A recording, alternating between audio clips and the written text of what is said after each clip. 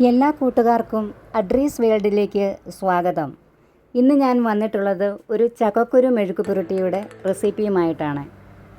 ഇത് കുട്ടികൾക്കാണെങ്കിലും മുതിർന്നവർക്കാണെങ്കിലും ഒരുപാട് ഇഷ്ടപ്പെടുന്ന ഒരു കറിയാണ് ചക്കക്കുരു മെഴുക്ക് പുരട്ടി. ഇതിപ്പോൾ ധാരാളമായി നമുക്ക് ചക്കയും ചക്കക്കുരും ഒക്കെ ഉള്ളൊരു സീസണാണല്ലോ. അപ്പോൾ തീർച്ചയായിട്ടും നിങ്ങളിതൊന്ന് ഉണ്ടാക്കി നോക്കണം. വീഡിയോ ആദ്യമായി ആരെങ്കിലും കാണുന്നുണ്ടെങ്കിൽ ഒന്ന് സബ്സ്ക്രൈബ് ചെയ്ത് സപ്പോർട്ട് ചെയ്യണേ. അപ്പോൾ നമുക്ക് വീഡിയോയിലേക്ക് പോകാം.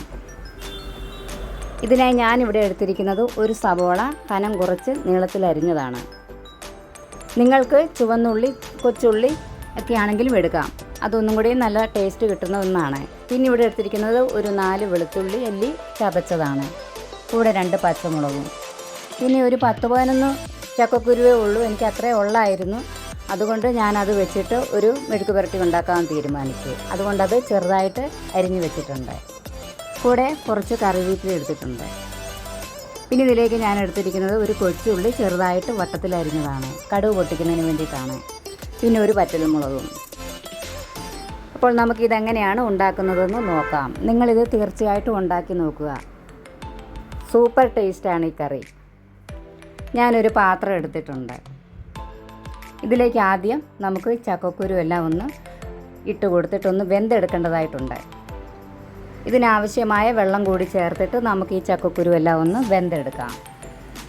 ഈ ചക്കക്കുരു ഒരുക്കുന്ന സമയത്ത് ഇതിൻ്റെ ഈ റെഡ് കളർ പോർഷൻ ഉണ്ടല്ലോ, ഇത് നമ്മൾ ഒരിക്കലും ചിരണ്ടി കളയരുത്.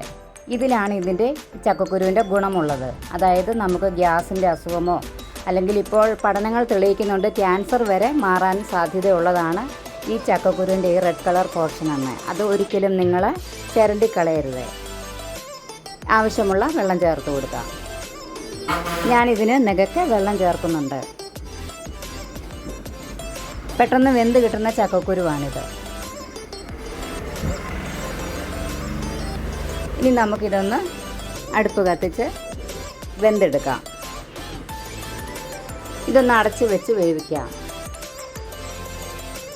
ഇതൊന്ന് ചെറുതായിട്ട് തിള വന്നു കഴിയുമ്പോൾ അതിലേക്ക് ഉപ്പ് ചേർത്ത് കൊടുക്കാം. ഇത് തിളയൊക്കെ വന്നിട്ടുണ്ട്. നമുക്കിനി ഇത് ഒന്ന് തുറന്നു നോക്കാം. ഇതിലേക്ക് ആവശ്യമായ ഉപ്പ് ചേർത്ത് കൊടുക്കാം. ഉപ്പ് ചേർത്തതിന് ശേഷം അടച്ച് വെച്ചിട്ട് നന്നായിട്ട് നമുക്ക് വെന്തെടുക്കാം.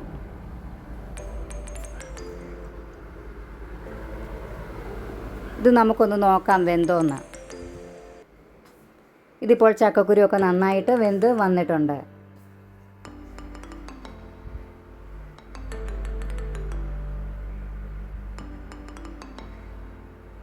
കണ്ടോ, ഇത് നന്നായിട്ട് വെന്ത് വന്നിട്ടുണ്ട്. ഈ പരുവത്തിൽ വെന്താൽ മതി.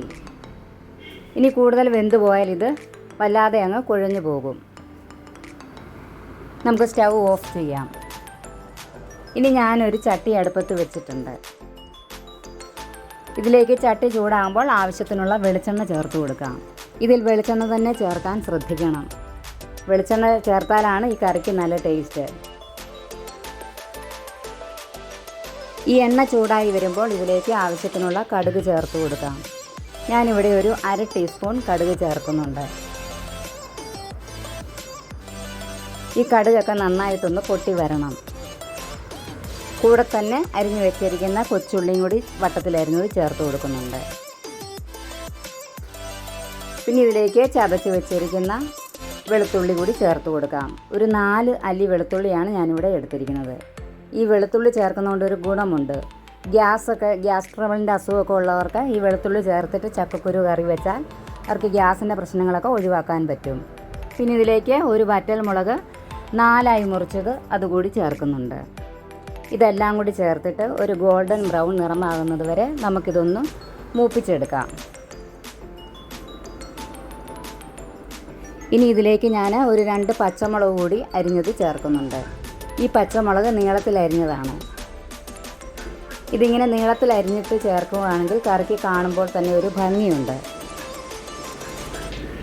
ഇതും കൂടി ചേർത്തിട്ട് നന്നായിട്ട് നമുക്കൊന്ന് പച്ചമണം മാറുന്നത് വരെ ഒന്ന് ഇളക്കി കൊടുക്കാം. ഇനി ഞാനിതിലേക്ക് ഒരു സവോള കനം കുറച്ച് നീളത്തിൽ അരിഞ്ഞത് കൂടി ചേർക്കുന്നുണ്ട്. നിങ്ങൾക്ക് കൊച്ചുള്ളിയാണെങ്കിലും ചേർത്താൽ മതി. ഞാനിപ്പോൾ ഇവിടെ സവോളയാണ് എടുത്തിട്ടുള്ളത്. സവോള പെട്ടെന്നൊന്ന് വഴന്നു വരുന്നതിനായിട്ട് ഇതിന് ആവശ്യമായിട്ടുള്ള 1/2 ടീസ്പൂൺ ഉപ്പ് കൂടി ചേർക്കുന്നുണ്ട്. നന്നായിട്ടൊന്ന് വഴറ്റിയെടുക്കാം. കൂടെ തന്നെ ഒരല്പം കറിവേപ്പില ചേർക്കാം. നന്നായിട്ടൊന്ന് മിക്സ് ചെയ്യാം. ഈ സവോളയൊക്കെ ഒന്ന് വഴന്നു വരണം.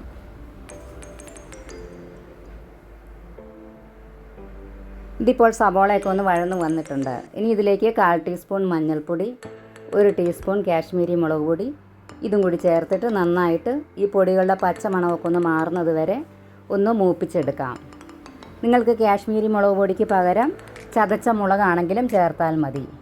കൂടെ തന്നെ ഒരല്പം കുരുമുളക് പൊടി കൂടി ചേർത്താൽ നല്ല ടേസ്റ്റായിരിക്കും. എനിക്ക് കുരുമുളക് പൊടി ഇല്ലാഞ്ഞതുകൊണ്ടാണ് ഞാനത് ചേർക്കാതിരുന്നത്. ഇനി ഇതിനാവശ്യമായ ഉപ്പ് കൂടി ചേർക്കാം. എനിക്കൊരല്പം ഉപ്പിൻ്റെ കുറവുണ്ടായിരുന്നു. ചേർത്തിട്ട് നന്നായിട്ടൊന്ന് മിക്സ് ചെയ്യാം.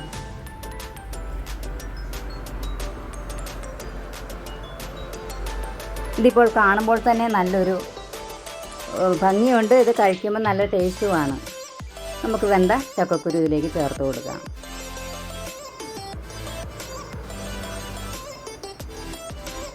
ഇതിവിടെ ഈ കറി കൂട്ടിയിട്ട് ഇവിടുത്തെ പപ്പ പറഞ്ഞത് സൂപ്പർ ടേസ്റ്റ് ആണെന്നാണ് പറഞ്ഞത്.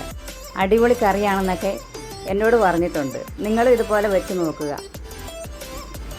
അടിപൊളി കറിയാണിത്. കുട്ടികൾക്കൊക്കെ വളരെ ഇഷ്ടപ്പെടും. ഇഷ്ടംപോലെ നമ്മൾ ചോറും ഉണ്ണും. നല്ലൊരു കറിയാണിത്.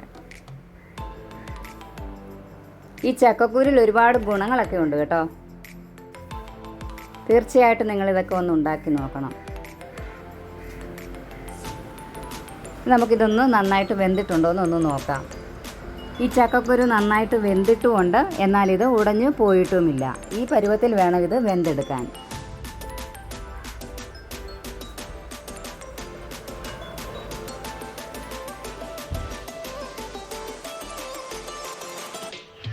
ഇതിപ്പോൾ കറി ആയിട്ടുണ്ട്. ഇത്രയേ ഉള്ളൂ. ഈസി റെസിപ്പിയാണിത്. ഒരല്പം പച്ച കറിവേപ്പില കൂടി ചേർത്ത് കൊടുക്കാം. കറി വെന്തതിന് ശേഷം ഒരല്പം കറിവേപ്പില ഇതുപോലെ ചേർക്കുന്നത് കറിക്ക് നല്ലൊരു ടേസ്റ്റുമാണ്, നല്ലൊരു സ്മെല്ലും കിട്ടും. ഇതൊരു മിനിറ്റൊക്കെ ഒന്ന് അടച്ചു വെച്ചതിന് ശേഷം മാത്രം എടുത്ത് വിളമ്പുക. അപ്പോൾ ഇത്രയേ ഉള്ളൂ ഈ കറി. എത്രയും പെട്ടെന്ന് ചെയ്തെടുക്കാൻ പറ്റിയൊരു കറിയാണ്. നല്ല അടിപൊളി കറി എന്ന് പറയാം. നിങ്ങൾ തീർച്ചയായിട്ടും ഒന്ന് ട്രൈ ചെയ്ത് നോക്കണം. വീഡിയോ ഇഷ്ടപ്പെട്ടാൽ ഒരു ലൈക്ക് തരാൻ മറക്കരുത്. ആദ്യമായി ആരെങ്കിലും കാണുന്നുണ്ടെങ്കിൽ എൻ്റെ വീഡിയോ ഒന്ന് സബ്സ്ക്രൈബ് ചെയ്ത് സപ്പോർട്ട് ചെയ്യണം. കൂടെയുള്ള ബെല്ലൈക്കൺ ഒന്ന് ക്ലിക്ക് ചെയ്താൽ ഓൾ എന്നൊരു ഓപ്ഷൻ കൂടി കാണും. അതിൽ കൂടി ഒന്ന് ക്ലിക്ക് ചെയ്താൽ ഞാനിടുന്ന എല്ലാ വീഡിയോസിൻ്റെ നോട്ടിഫിക്കേഷൻ അതാത് സമയത്ത് നിങ്ങൾക്ക് നിങ്ങളുടെ ഫോണിൽ ലഭിക്കുന്നതായിരിക്കും. വീഡിയോ ഉപകാരപ്രദമെന്ന് തോന്നിയാൽ ഒന്ന് ഷെയർ ചെയ്യാൻ മറക്കരുത്. എല്ലാ കൂട്ടുകാർക്കും നന്ദി.